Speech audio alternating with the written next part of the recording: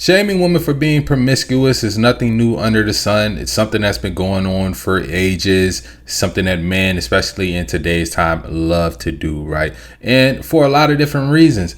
Partly because people like to look back into olden times before we had DNA tests. The only way that you could actually verify a child was yours was for her to have been a virgin, right? And nowadays, a lot of women would say the main reason men shame women for it is because they are insecure. They don't want a woman to have anybody to compare them to.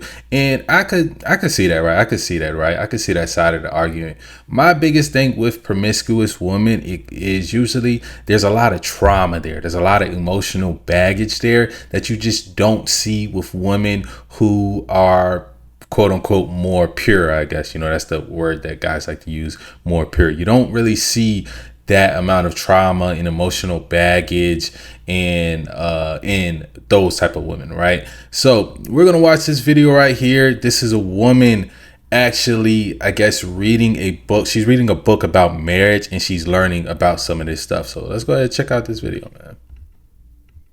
Today, I'm reading this book with my cousin, okay? It's a book on marriage. And over here, somewhere in the middle of the book, it's talking about not having sex before marriage. Giving all the reasons of why you shouldn't, and they all make sense. I wish I knew this when I was younger. And then it gets to this one word right here. This word right here, yes. In Serbian, it's telegonia, which means telegony. I don't know if I'm pronouncing it right. Listen to this because, bro, I'm traumatized. Telegony is a biological theory that a woman's previous sexual partners can genetically influence her future children, even if those children are conceived with a different man. Bro, meaning if you had sex with anybody else before the father of your kids, they can genetically influence your actual kids. Now, I've heard that before, right? I've heard that plenty of times. If you watch any Red Pill podcast, when they're talking about women, this is a point that has gotten brung up a lot. Now, I'm not a scientist, I'm not a biologist, not a DNA specialist or anything like that. So when guys like me, we hear that, we're like, oh, shit, that shit might be true, right? But, when you do a little bit deeper research online, at least, they're saying that, nah, that's not necessarily true. But you do hear a lot that women retain DNA from every guy that I guess that they've had, bust in them, right? Shoot, every guy that shot the club up, that DNA is still inside that woman and it gets passed down to the children. That's something that, I like I said, I don't know if it's true. Lots of examples, because at first I was like, nah, they lying. I was like, I'm not trying to. Then I say, I can't believe in this because I will be traumatized. Yeah, you said it. Yeah, and she told me about this apparently 2011 when I was in Canada. All my friends were like, why are you a virgin? Why are you a virgin? And she's like, and then I said why, and they didn't believe me.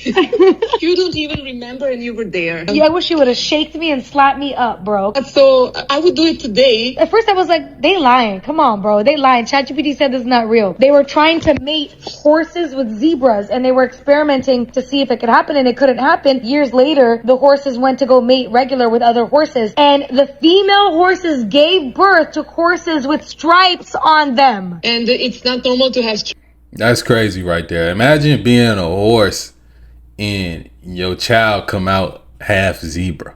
You ain't been messing with no zebras, but your child come out with stripes. Like I said, if anybody knows if that study is true, because like anybody can write a book and come up with some fake examples, right? So if anybody knows if that actually happened, actually maybe after this video I'll look it up myself, right? Types of horses. Bruh, guys, it's not just that. It's horses, it's dogs. They've done it with doves. Says that they was scientifically studied apparently and confirmed for humans too. I don't think that it would be shared with the world. It's basically saying that modern science is not confirming this because it would basically stunt this sexual revolution that we're in and fuck up a lot of people's bag because they make a lot of money from sexual revolution. Think of how many things are sexualized or sold. Sex toys and condoms. People can choose if they want to believe in this. Now that's a good conspiracy theory to dive into, right? Because ideally, if you're a condom industry, if you are in the corn industry, if you are in the toys industry, anything related to people being promiscuous, you would want that to happen more and more. You would want kids to be starting to get influenced by this stuff as young as possible. So that does make sense, right? Just a little bit, right? As far as like a conspiracy. Or not, but it's totally logical, because if it works for animals, don't you think it would work for us? Like a lot of and a lot of people who are working with animals, they saw that and they know that you don't mix species. That apparently, like if the dogs are having sex with other breeds, then it affects the quality and the purity of their breed. Yes. We're all sad, Sandra. Don't worry, you're not alone. Yo, if I knew this when I was younger, like, why did nobody teach me about... I told you this. Why did nobody teach me to be celibate? Like, how do we get our children to be celibate and not have sex before marriage? How? Let me tell y'all, for anybody that's considering, that's still young, as a 30-year-old woman, I ain't getting shit from sleeping with nobody. Like, literally, I could have went my whole life. Today.